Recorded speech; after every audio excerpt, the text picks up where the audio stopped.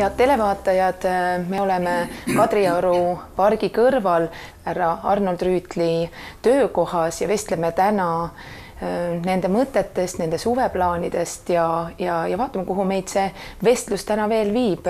Ütleme tere president Arnold Rüütel ja Ingrid Rüütel. Tere! Te olete mõlemad Eesti rahvale ja Eestimaa vabadusele, Eestile kinkinud minu hinnangul oma elu ja oma südame, oma hinge. Mida on Eesti teile vastu kinkinud? Noh, ma arvan, et niimoodi ei oleks üldse, meie ei püstita abikaasaga küsimust nii, vaid meil on hea meel, et me oleme saanud anda oma osa ja taastada meie iseseisvuse ja abikaasa eriti oma teaduslikus uurimistöös aitab kaasa, et jäädvustada see kultuur, mis on läbi sajandite meie rahva poolt loodud ja nii nagu meie põhiseaduse preambulas kõlab, et me peame tegema kõik, et säilitada oma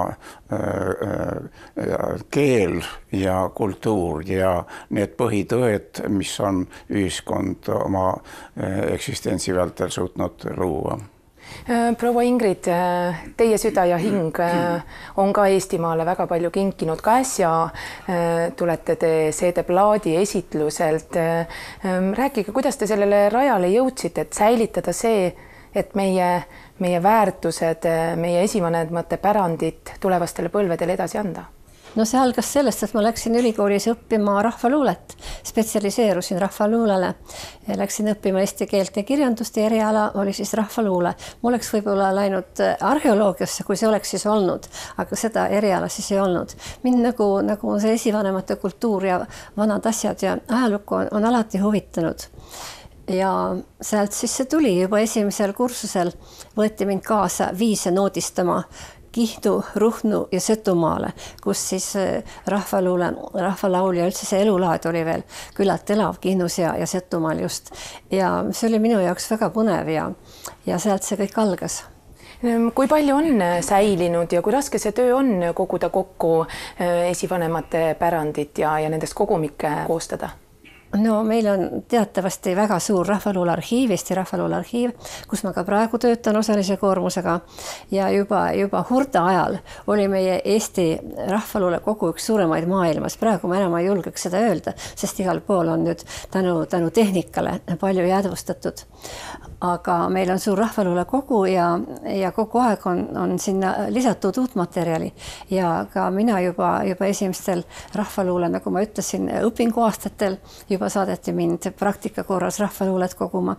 Ja kui ma nüüd nagu päris täiskohaga töölt ära tulin, siis ma võtsin endale väga meelepärase ülesande, ma hakkasin koostama seeriat oma kogutud materjalidest, mida ma olen siis ise ja koos oma kolleegidega kogunud Eestimaa erinevates paikades läbi aegade.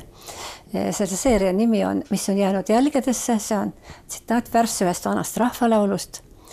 Ja esimene kogumik oli Saaremaa, siis oli raamat koos CD ja DVD-ga, järgmine oli Muhu ja nüüd siis teen Põhja-Pärnumaad, Haudur, Tõstamaa, Tori, Vändra, need piirkonnad, kus ma olen ise kogumas käinud. Nii et meil on mida oodata. Teie põhiküsimuseks on läbi aja olnud ja kas on ka praegu julgeoleku küsimused? No võib-olla otseselt ma ei tegele selle, kuid ma olen väga palju viimase 10 aasta jooksul võtnud osa rahvusvahelistest konverentsidest, kus on olnud esindatud siis üle maailma arvamusliidrid, endised ekspresidendid, ekspeaministrid ja nii edasi. Ja seda erinevatel kontinentidel koguni. Ja loomulikult julgeoleku küsimus on üks keskseid olnud ja probleemideks on olnud, et suuta kujutada, milliseks kujuneb tuleviku maailm. Kas mingi 10 või enam suurt jõukeskust või Euroopa Liidule omane, kus on tunnustatud rahvuskultuurid, vabariigid, aga ollakse ühises liidus siiski.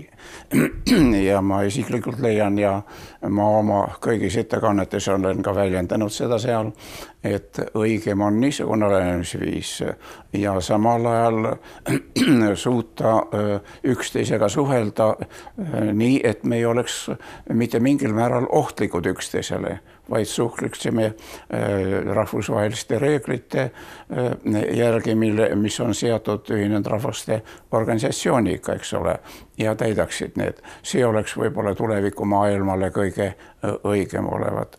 Nii et selles mõttes väga tõsiselt olen tegelenud isegi julgeoleku küsimusega. No, teie käest peab küsima ja ma arvan, et kogu Eestimaa küsiks ja saaks sellest õppida. Kuidas olete suutnud teie meie ajaloo jooksul ja siiamaani säilitada selle rahumeelsuse ja sellise optimistlikkuse, et kõik on võimalik ja läbi rääkida on võimalik ja saab ilma häält tõstmata, rääkimata sõdadest või rääkimata vägivallast või millestki veel hullemast.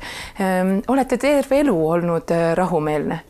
No ma arvan, et teatud rahulik meel ka kõige raskemates olukordades, selle on kaasa andnud minu isa ja ema minule ja ma julgeks öelda, et suurel määral see külaühiskond, milles ma kasvasin ja see kodu eelkõige, et kõik probleemid on võimalik lahendada, kui rahulikult ja mõistlikult üksteisega rääkida ja aru pidada. No Eestis on vahetunud ka valitsus, nüüd on uued jõud võimul. Kuidas kommenteerida praeguse valitsuse tööd? Oskavad nad rahumeelselt ajada Eesti poliitikat? No ma arvan, et praeguse valitsuse olukord ühtpidi on olnud positiivne, kuid samas peame ütlema, et need poliitilised jõud, kes moodustasid praegu valitsuse, ei suutnud siiski moodustada valitsuse, räägime ministritest, et mitu ministrid on pidanud tagasi astuma.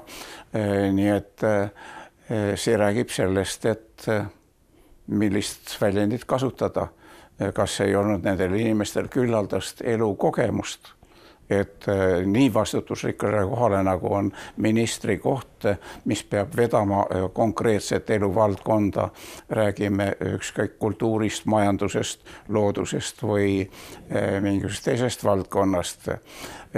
Ja ma kujutan ette, et ühiskond kujutab endast püramiidi, mille aluseks on rahvas, peale selle ühiskondlikud organisatsioonid, omavalitsused ja siit edasi meie põhiseaduse järgi parlament, valitsus ja president. Ja tipus tuleb jälgida, et see püramiid oleks toimiv ja ei tekiks lünki selles püramiidis, eks ole. Ja selle peaksid tagama vajaliku kogemuse, teadmiste ka inimesed ja ära oleks kasutatud kogu teaduslik potentsiaal. Ma rõhutan viimast lausa kohe, et see püramiid oleks teovõimeline mitte lihtsalt poliitikud. Jätkusuutlik eelkõige, eks ole. Ja sellest on tulnud vast puudu, et ei ole kasutatud seda teaduslikku potentsiaali ja seda kogemust, mis Eesti rahval on olnud ja võib-olla ministri kohale asusid inimesed, kes mitte kunagi paljud ei olnud töötanud ühelgi vastutaval kohal. Ei ettevõtte tasandil ega ühiskondlikul tasandil. Nii et ma arvan, selles mõttes valitsus peab tõsiseid korrektiive järgnevalt viima ja tähendab valitsuserakonnad eelkõige selleks, et see püramiid oleks toimiv ja meie ühiskond oleks jätkusuutlik. Kuidas kommenteerida meie uue peaministri tööd? Kas ta on oma tööga hakkama saanud siiamaani? No peaminister võib öelda positiivselt, ta on osanud suhelda ühiskonnas ja on avaldanud oma arvamust õieti, aga samal ajal minu poolt öeldule, et ei ole suudetud komplekteerida siiski valitsus inimestest, kes oleksid kompetentsed oma vastutusalal töötama. no proua Ingrid Rüütel, meil on esimene Eesti naispresident. Kuidas olete teie tema tööga rahul ja tema seniste sõnumitega ühiskonnale? No minu meelest põhimõtteliselt ei ole ju tähtis, kas president on naine või mees. Peaasi, et ta on tõesti tubli ja et ta oskab nagu ühiskonda aktsepteeruda ja lülituda ja ma arvan, et meie uus president on olnud tubli tõesti. Ta suhtleb inimestega ja tal on seda jõudu ja jaksu, aga see muidugi tähenda, et ma absoluutselt kõikide tema seisukohtadega nõus oleksin. Aga vaevalt üldse on olemas ühtegi inimest maailmas, kelle kõikide seisukohtadega ma nõus oleksin. Nii et see on loomulik, ta on eri arvamusi. Ja kuidas teile tundub, on praegune president oma tööga seni hakkama saanud ja millist nõu te talle annaksite, kuidas edaspidi võib-olla siis veel paremini hakkama saada? Eesti ei ole suutnud veel luua põhiseaduslikult siiski toimivat presidendivalimissüsteemi, on mitu varianti olnud aga see, et on praegu valitud naispresident, ma arvan, see on väga positiivne siiski, et selles on sõnum Eesti rahvale ja ühiskonnale, et see on kindlasti positiivne. Aga tulevikus tuleks välja töötada siiski presidendi valimise põhimõte ja isiklikult ma leian, et on õige, et rahvas valiks. Kuid selle juures tuleb öelda, et ei tohi eksida Eesti põhiseaduses, see tähendab näiteks kodakondsuse andmises, et kodakondsus peab olema siiski määratletud isikutel, kes võtavad osa valimistest ja sellisel puhul ma usun, et ühiskond suudab valida parima presidendi ja mitte ainult, vaid sellisel puhul suudab valida ka parima Riigikogu. Ja sellisel puhul, nii nagu me praegu rääkisime probleemidest viimase valitsuse kujundamisel, selliseid probleeme nähtusti sellisel puhul ei ole, kui ühiskond aktiivselt osaleb. Ühiskondlikud organisatsioonid näiteks osaleksid, selle hulgas teadlased ja teised osaleksid ühiskonna kujundamisel, et kogu ühiskond osaleb selle püramiidi kujundamisel, mitte aga ainult vertikaalselt 2-3 isikut tagatoas valivad ühe või teise ja määravad mingisuguse. Selline ühiskond ei saa kunagi olema jätkusuutlik ja tekib kõikvõimalikke probleeme. Aga minu poolt nimetatud ühiskond võiks olla tõesti reaalselt arenev ja väga tugev jätkuvalt oma arengus ajaloos. No me loodame, et Eestimaa annab teile tagasi seda palju jõudu, head energiat ja armastust, et me saame teiega veel vestelda, et te oleksite sama energilised ja tublid inimesed edasi. Aitäh teile ja kogu südamest edu ja head energiat edaspidiseks. Aitäh, kõike head.